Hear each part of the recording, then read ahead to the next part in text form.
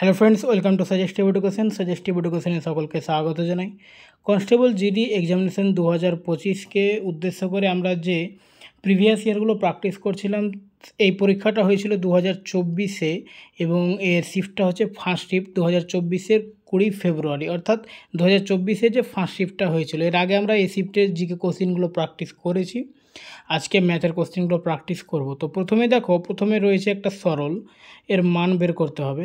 তো সরলের ক্ষেত্রে আমরা জানি যে প্রথম বন্ধনীর কাজ করতে হবে, অর্থাৎ এখানে প্রথম বন্ধনী কোনটা, এটা হচ্ছে প্রথম বন্ধনীর কাজ। তো এবং প্রথম বন্ধনীর ভিতরে কিন্তু এর রয়েছে, তো আগে এর কাজটা করতে হবে। তো 96 এর 2, তো এর মানে কি, এর মানে হচ্ছে গুণ। তো 96কে 2 দিয়ে যদি আমরা গুণ করি তো কত হবে, 6 দিয়ে 12 আর 9 দিয়ে 18, অর্থাৎ 192। এবার 192 ভাজক এটা কি থাকছে 24। তো 192কে আবার যদি 24 দিয়ে ভাগ করি তাহলে এটার মান হয়ে যাবে 8, অর্থাৎ এই প্রথম বন্ধনীর মান পেলাম আমরা 8। তারপরে এটির সঙ্গে আর এই 8-এর কাজটা করতে হবে। তো 36 এর 4, তো 36 গুণিত 4 অর্থাৎ 144। 144কে ভাগ করতে হবে কত দিয়ে, 8 দিয়ে। তো 144কে আমরা যদি ভাগ করি তো হবে এটা 18। তাহলে এটির পুরো মানটা আমরা কত পেলাম, 18। এবার বাকি থাকছে 41। তো 41 গুণিত 18 সমান এটা কত হবে, 18 একে 18 8 আর 4 18 72 একে 73, অর্থাৎ 738 হচ্ছে অ্যান্সার, অপশন সি। তারপরে 2 নম্বর দেখো, 7200 টাকাকে পি, কিউ এবং আর এর মধ্যে যথাক্রমে 1/2, অনুপাত 4, অনুপাত 3/2 অনুপাতে ভাগ করা হয়েছে। আর এর ভাগ কত? তো দেখো, যখন অনুপাতগুলো দেখবে যে ভগ্নাংশতে দিয়ে দিয়েছে তখন এগুলোকে আগে নর্মাল করতে হবে, অর্থাৎ ভগ্নাংশটা উঠাতে হবে। তো আমরা যদি 1/2 অনুপাত 4 অনুপাত 3/2 লিখি, তো এখানে এটা এ না, এখানে পি কিউ আর রয়েছে, পি কিউ আর এটা হচ্ছে আর, ঠিক আছে। তো ভগ্নাংশগুলো উঠানোর জন্য নিচে যে সংখ্যাগুলো রয়েছে ওর লসাগু দিয়ে গুণ করতে হবে প্রত্যেকটা। তো এখানে তো যেহেতু নিচে 2 রয়েছে তো লসাগু করার দরকার নেই, প্রত্যেকটাকে 2 দিয়ে গুণ করে দাও। প্রত্যেকটাকে 2 দিয়ে গুণ করি তাহলে এখানে কত থাকছে, 2 2 কেটে যাবে 1, এখানে 4 2 8 আর এখানে 2 2 কেটে যাবে 3, ঠিক আছে। তাহলে পি এর মান হচ্ছে 1, কিউ এর মান 8 এবং আর এর মান হচ্ছে 3। আর এখানে কার ভাগ চেয়েছে, আর এর ভাগটা চেয়েছে। তো আর এর ভাগ কত হচ্ছে 3, আর টাকা কত 7200। তাহলে 7200 টাকাকে আমি আর এর মান, অর্থাৎ আর এর মানটা হচ্ছে 3 আর নিচে মোট অনুপাত লিখব, অর্থাৎ অনুপাতগুলোর যোগফল কত হবে, 8 আর 1 9, 3 12।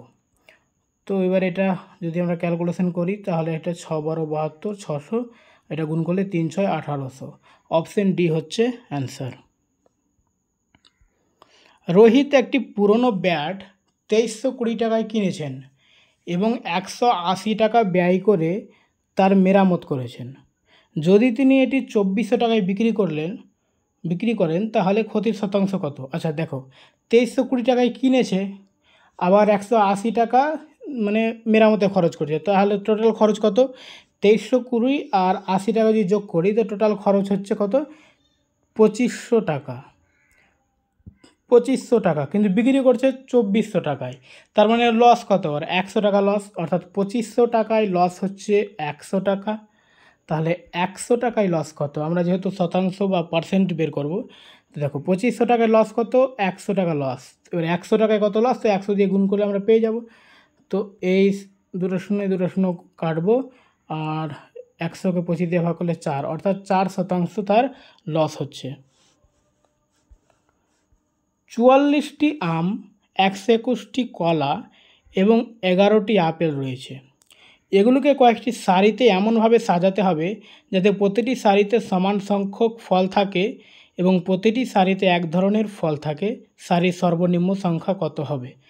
দেখো 44 রয়েছে, 121 আর 11, সবটাই কিন্তু 11 গুণিতক। তো আমরা প্রত্যেকটা সারিতে কিন্তু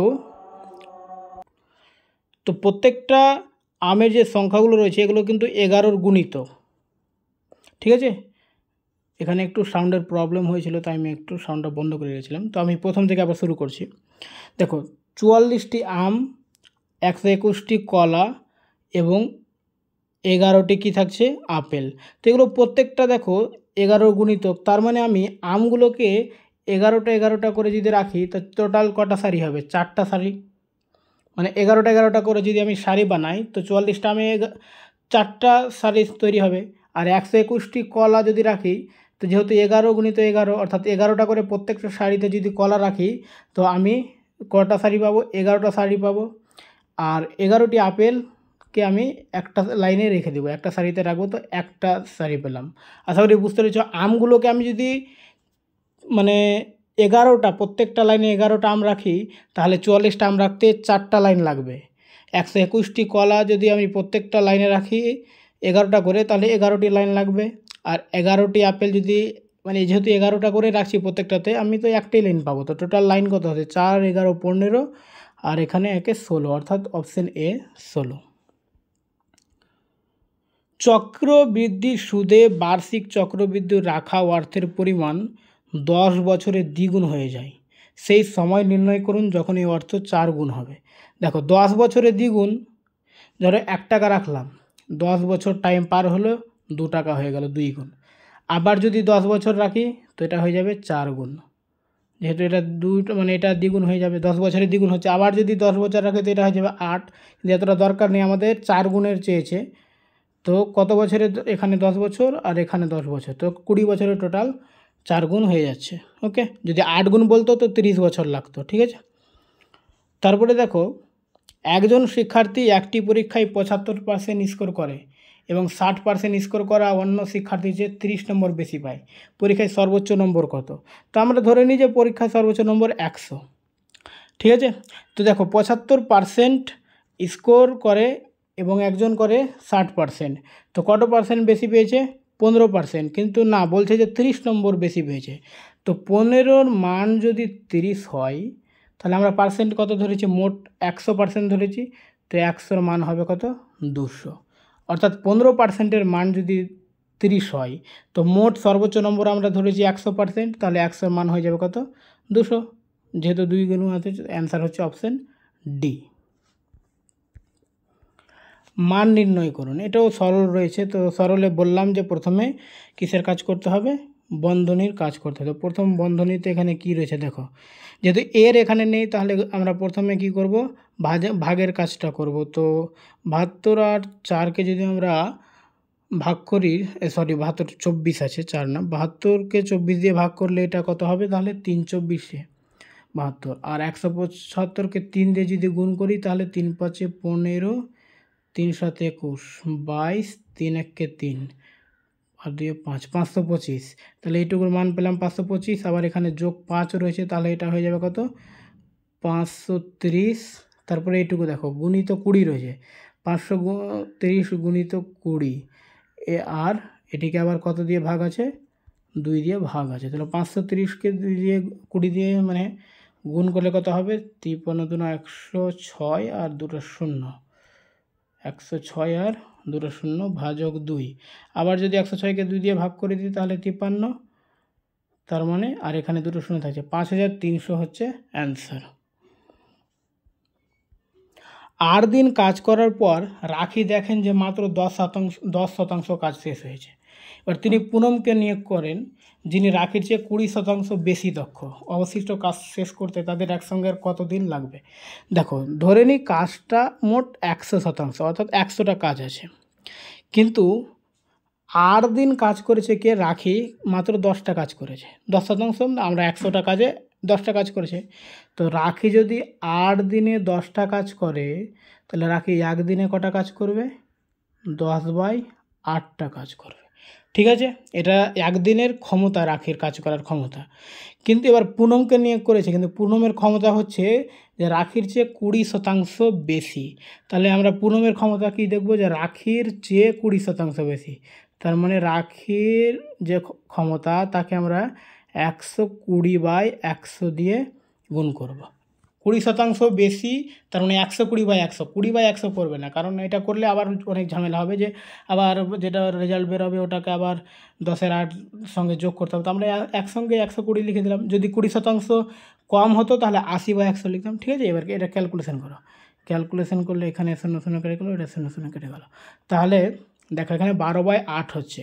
তো রাখির ক্ষমতা হচ্ছে 10/8, আর পুনমের ক্ষমতা কত হলো 12/8। ঠিক আছে, এবার অবশিষ্ট কাজ শেষ করতে তাদের একসঙ্গে আর কতদিন টাইম লাগবে? অবশিষ্ট কাজ কত থাকছে?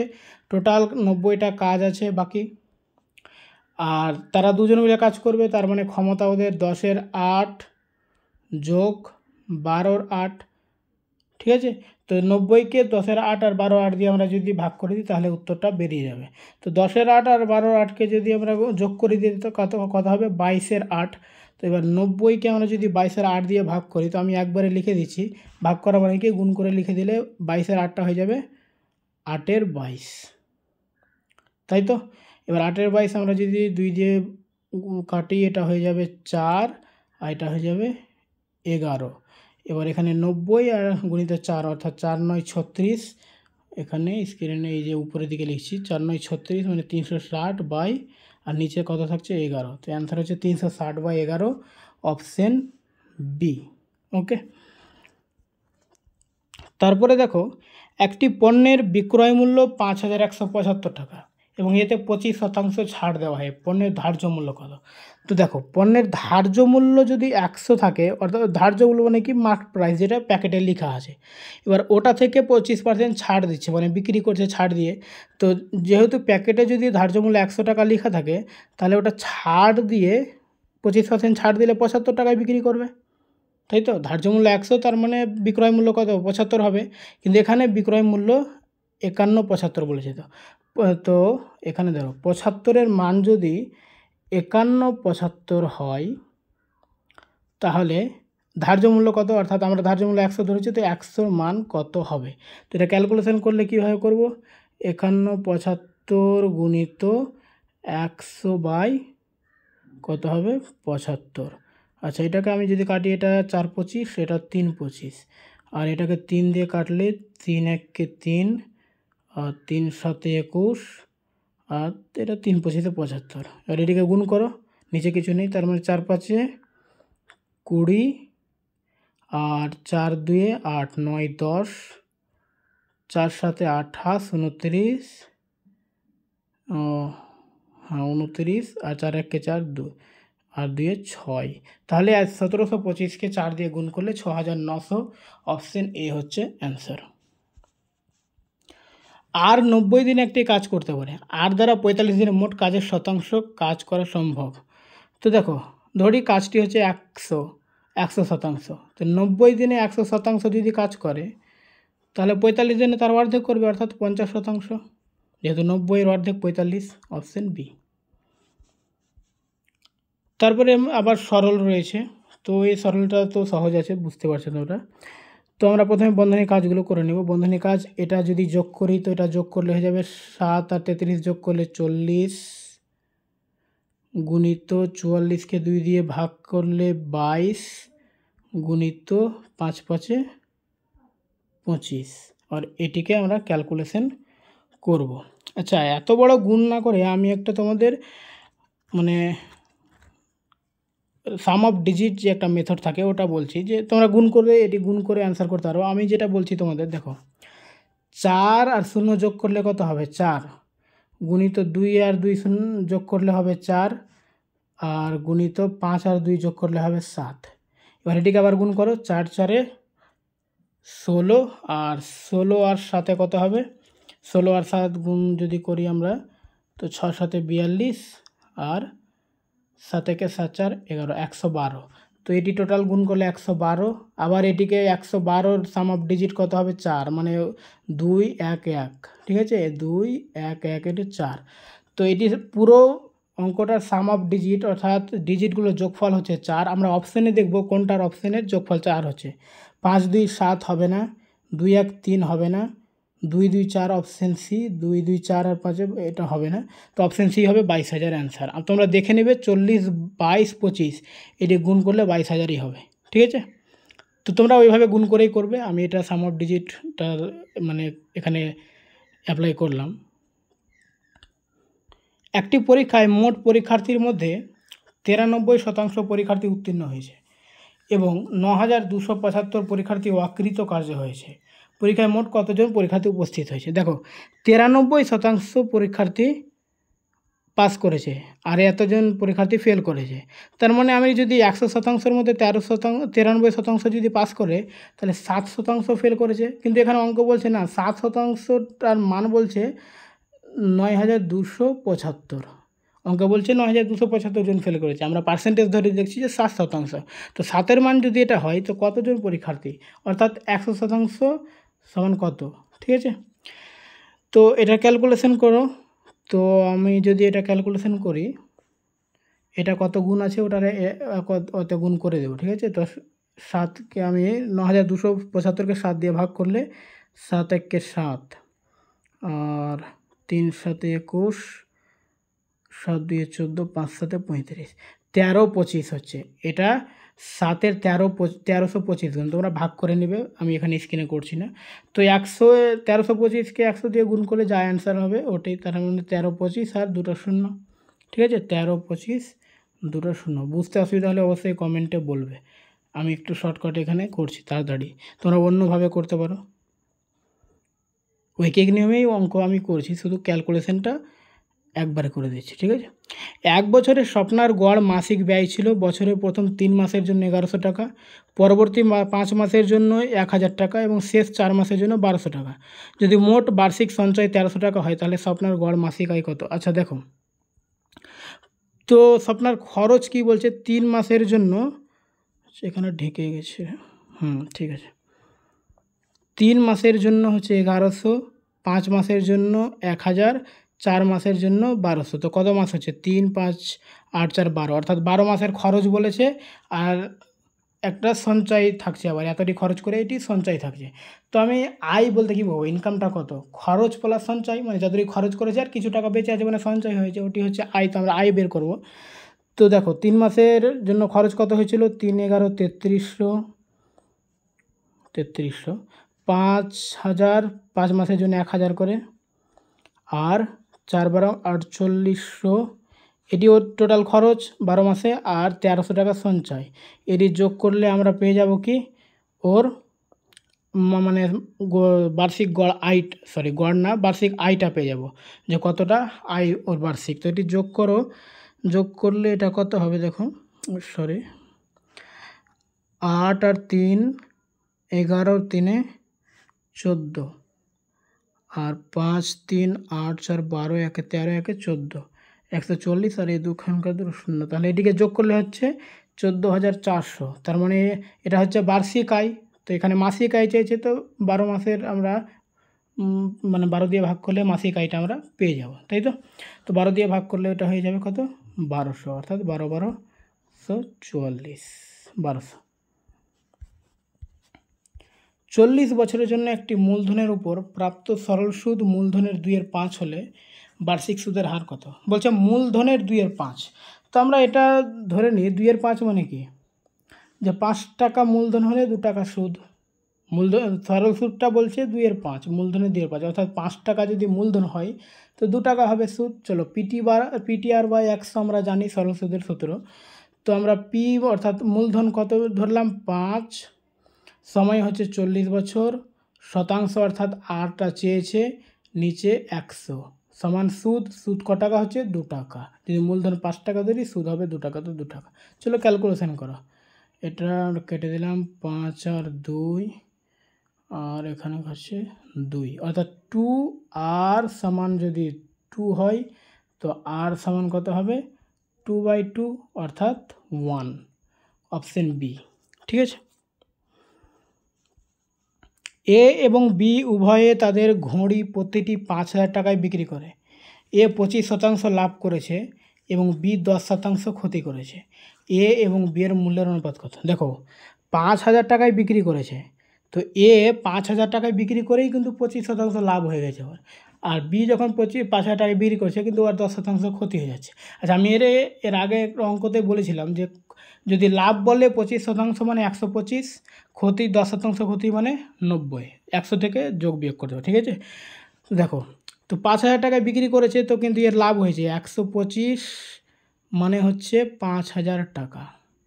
125% লাভ মানে 125, 100 টাকার জিনিস যদি হয় তো 25% লাভ করলে দাম হবে 125, কিন্তু ওখানে বলছে না বিক্রিত দাম তো 5,000, আমরা 125-এর মান 5,000 ধরবো। তো 125-এর মান যদি আমরা 5,000 ধরি তাহলে 100-র মান কত হবে? তাহলে 100-র মান কত হবে? 100/125, এটা হচ্ছে 4, এটা হচ্ছে 5, 25 দিয়ে কাটলে আর এটা হবে 5×10 50, অর্থাৎ এর ক্রয় মূল্যটা হচ্ছে 4,000 টাকা, ঠিক আছে। এবার বি এর ক্রয় মূল্যটা বের করতে হবে। আচ্ছা, স্ক্রিনে যেহেতু হচ্ছে না তো আমি এটাকে কেটে দিচ্ছি। আবার মনে রাখবে যে এর ক্রয় মূল্য আমরা পেলাম 4,000 টাকা, এখানে আমি এটা লিখে রাখলাম এর ক্রয় মূল্য। এবার বি এর ক্রয় মূল্যটা আমরা বের করব। আচ্ছা, বি এর বলছে 10% ক্ষতি, অর্থাৎ 90 মানে 5,000, 5,000 টাকায় যখন বিক্রি করছে ও 10% ক্ষতি হয়ে যাচ্ছে, তাহলে ওর 100 মানে ক্রয় মূল্যটা তাহলে কত হবে? যেহেতু ওর ক্ষতি হয়ে গেছে তো ক্রয় মূল্য অবশ্যই 5,000 থেকে বেশি ছিল। তো 5,000 গুণিত 100/90, 0 কাটলে দেখো 5 অর্থাৎ 50,000/9 হচ্ছে, ঠিক আছে। তো আমি এইভাবে রেখে দিচ্ছি। এর ক্রয় মূল্য ছিল 4,000 আর বি এর ক্রয় মূল্য হচ্ছে 50,000/9। আচ্ছা, আমি এর আগে বললাম যে ভগ্নাংশ যদি হয়ে যায় অনুপাতে তাহলে নিচের যে সংখ্যাটা আছে ওটা লসাগু দিয়ে গুণ করে দেব। তো এখানে তো একটাই সংখ্যা আছে, লসাগু নিয়ে দরকার 9 দিয়ে গুণ করে দিই। এটাকে যদি আমি 9 দিয়ে গুণ করি তো এটা হয়ে যাবে 4×9 = 36,000, আর এটাকে 9 দিয়ে গুণ করলে তো 9 9 কেটে যাবে, তাই এটা থেকে যাবে 50,000। এবার এটির আমরা অনুপাত বের করে দেবো।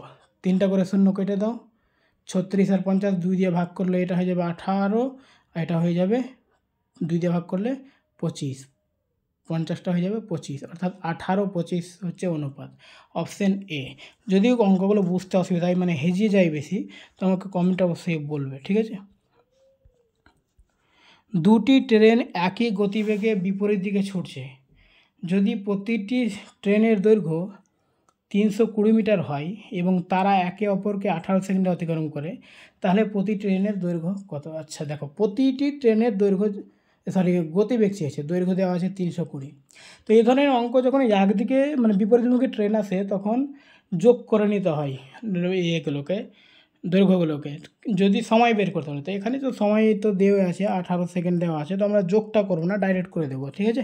18 সেকেন্ডে যে 320, তো 3600 সেকেন্ডে কত? অর্থাৎ 3600 কোথায় থেকে পেলাম? আমাকে ঘন্টাতে উত্তর বের করতে হবে। তো আমরা এখানে যেহেতু 18টা সেকেন্ড আছে, সেকেন্ডে আছে, তাহলে আমরা ঘন্টাকে 3600, 1 ঘন্টা সমান 3600 সেকেন্ড, তখন কত? ঠিক আছে। এবার 320কে আমরা এটা যদি বের করি তো আচ্ছা দেখো, এটাকে আমরা যদি ক্যালকুলেশন করি, আচ্ছা আমি এটাকে এদিকে করছি, 320 ইন্টু 3600/18, 2 দিয়ে গুণ করলে হবে, ভাগ করলে হবে 200, তো আচ্ছা 32 2 64, তো 64,000 মিটার, তাহলে 64,000 মিটার মানে 64 কিলোমিটার, ঠিক আছে। ওটা মিটারে কেন এসেছিলো? আমরা যেহেতু সেকেন্ডে বের করছিলাম তাই মিটার। এবারে ওটাকে যখন আমরা কিলোমিটার করতে 1000 দিয়ে ভাগ, অর্থাৎ 64 কিলোমিটার। একটি ক্রিকেট দলের 7 জন পুরুষের বয়স 26, 25, 21, 29, 24, 28 এবং 22 বছর। তাদের গড় বয়স কত? আচ্ছা, গড় বয়স মানে কি? সবটি বয়সকে যোগ করো, 26, 25, 21, 29, 24, 28, 22, এদেরকে সবটি মানে যোগ করো। এদেরকে যোগ করলে হবে 175, তোমরা যোগটা অবশ্যই করে নেবে। আর এদেরকে 7 দিয়ে ভাগ করে দেবে, যেহেতু 7 জন আছে, তো 7 দিয়ে ভাগ করলে হবে 7 2 14 আর 5 7 35, ঠিক আছে। তাহলে অ্যান্সার হচ্ছে 25, অপশান বি, সি। MN সমান 9/6 হয়, তাহলে M+N M-, কিছু ওরা দরকার নেই, ভ্যালু পুটিং করো। এম এন, আচ্ছা এমের মান কত বলছে 9 আর এনের মান হচ্ছে 6, তো এম প্লাস এন সমান তাহলে 15, 9 যোগ 15, হ্যাঁ 9 যোগ 6 সমান 15। আর এটা তাহলে এম থেকে এন মাইনাস মানে 9 থেকে 6 মাইনাস করলে 3, 15 আর 3 অনুপাত কত হবে 5 একে 3 5 15 আর 3 একে 3, 5 আর 1, অপশন এ। একটি চেয়ারের ধার্য মূল্য 2000 টাকা, এটিতে 20% এবং 1% ক্রমিক দুটি ছাড় দেওয়ার পরে চেয়ারটি 1400 টাকায় বিক্রি হয়, এর মান কত? আচ্ছা দেখো 2000 টাকা, একটি চেয়ারের ধার্য মূল্য হচ্ছে 2000 টাকা, তারপরে 20% ছাড় দিয়েছে, তাহলে 80 হয়ে গেছে। 100 টাকা ছিল, 20% ছাড় দিয়েছে, তাহলে 80 টাকা হয়েছে, মানে 100-র মধ্যে 80 টাকা দাম, 80/100, আর এখানে 1% ছাড়, তাহলে 100 মাইনাস এক্স, যেহেতু আমরা এখানে মানটা বসাতে পারছি না, এখানে ডাইরেক্ট 100 থেকে 20 মাইনাস করলে 80 বসিয়ে দিলাম, কিন্তু এক্সটা বসাতে এখানে আমরা 100 মাইনাস এক্স বসাবো, সমান কত হবে 1400 টাকা। তো এটাকে ক্যালকুলেশন করবে, এবার ক্যালকুলেশন করলে এটার মান বেরোবে 25/2, ঠিক আছে, অর্থাৎ 12.5। আমি এখানে অঙ্কটা করছি না, এটা ক্যালকুলেশন অবশ্যই তোমরা করে নেবে, আর ক্যালকুলেশনে অসুবিধা হলে অবশ্যই বলবে আমাকে। যদি একটি আয়তক্ষেত্রের দৈর্ঘ্য এতটি শতাংশ বৃদ্ধি করা হয়, তাহলে ক্ষেত্রফল একই রাখার জন্য তার প্রস্থ কত শতাংশ কমাতে হবে। দেখো আমরা দৈর্ঘ্যটাকে আর প্রস্থটাকে 100 ধরে নিই, তাহলে ক্ষেত্রফল কত হবে 100 গুণিত 100 অর্থাৎ 10,000, ঠিক আছে ক্ষেত্রফল। কিন্তু আয়তক্ষেত্রের দৈর্ঘ্যটাকে 14.28 বাড়িয়ে দিয়েছে, মানে 114 হয়ে গেছে, 100 ছিল 114.28 হয়ে গেছে, কিন্তু আর প্রস্থটার বলেনি, প্রস্থটা বের করতে হবে, তো আমরা এক্স ধরে নিলাম, সমান ক্ষেত্রফল কী থাকবে একই থেকে যাবে, অর্থাৎ 10,000ই থেকে যাবে। এবার এটার এক্সের মান এখানে আমাদের বের করতে হবে, তো এক্স সমান এটা এবারে এখানে চলে আসবে 114.28। তো এটিকে আমরা যখন ক্যালকুলেশন করব, ক্যালকুলেশন করলে 87.5 পাবো, ঠিক আছে 87.5, অ্যাপ্রক্সিমেট আসবে না, তোমরা ক্যালকুলেশনে ধ্যান দিবে না বেশি, এইটুকু আসবে, মানে 87.5 আর সামথিং কিছু একটা আসবে, ঠিক আছে। এবার তাহলে 87.5 আসছে, তার মানে কতটা কমেছে 12.5 কমেছে, অপশান এ 12.5 হবে। ওকে।